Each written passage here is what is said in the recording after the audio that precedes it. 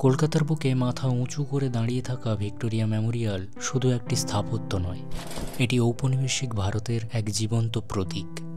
এর শ্বেতপাথরের গায়ে জড়িয়ে আছে শত শত বছরের ইতিহাস আর নানা গল্প।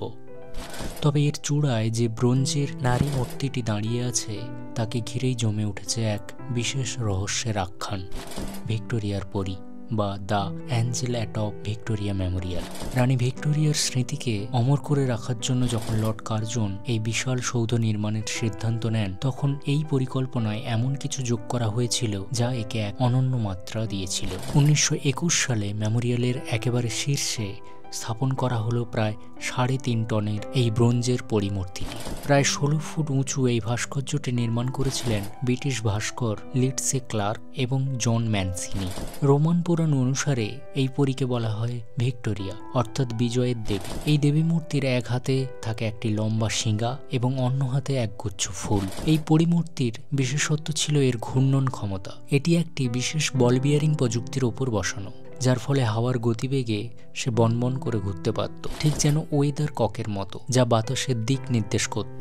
ব্রিটিশ শাসনকালে এই পরীকে ঘিরে শহর জুড়ে ছড়িয়ে পড়েছিল নানা জনশ্রুতি। কলকাতায় তখন মুখে মুখে ফিরত একটি পরিচিত কথা, অ্যাঞ্জেল ইজ ওয়াচিং ইউ। এর মানে ভিক্টোরিয়ার এই পরী নাকি ছিল ব্রিটিশ রাজের গুপ্তচর বা রানীর প্রতিনিধি। বিশালাকার সৌধের ওপর দাঁড়িয়ে সে নাকি গোটা কলকাতার ওপর নজর রাখছে। অনেকেই বিশ্বাস করতেন এই পরী হলো ব্রিটিশ রাজ্যের সর্বব্যাপী নজরদারির প্রতীক। এই গুজব যেন সেই সময়ের মানুষের মনে এক অদ্ভুত কৌতূহল ও ভয় জাগিয়ে তুলেছিল। কালের নিয়মে কলকাতা বদলাতে শুরু করলো। শহরে তৈরি হলো বড় বড় বহুতল, যা বাতাসের গতিপথে বাধা সৃষ্টি করলো। এছাড়াও বেয়ারিং প্রযুক্তি সময়ের সাথে সাথে ক্ষয় হতে শুরু করল। এক সময় যে পরী ঘন্টায় 15 কিলোমিটার বেগের হাওয়া পেলেই ঘুরত, এখন তার জন্য প্রয়োজন হয় অনেক বেশি জোরে বাতাস। এভাবেই একসময় স্থির হয়ে যায় সেই পরী। অনেকেই মনে করেন ব্রিটিশ সাম্রাজ্যের অস্তমিত হওয়ার প্রতীক যেন এই থেমে যাওয়া পরী। তবে ভিক্টোরিয়া মেমোরিয়াল কর্তৃপক্ষ বিভিন্ন সময়ে এই পরীর ঘূর্ণন স্বাভাবিক রাখার চেষ্টা করেছে।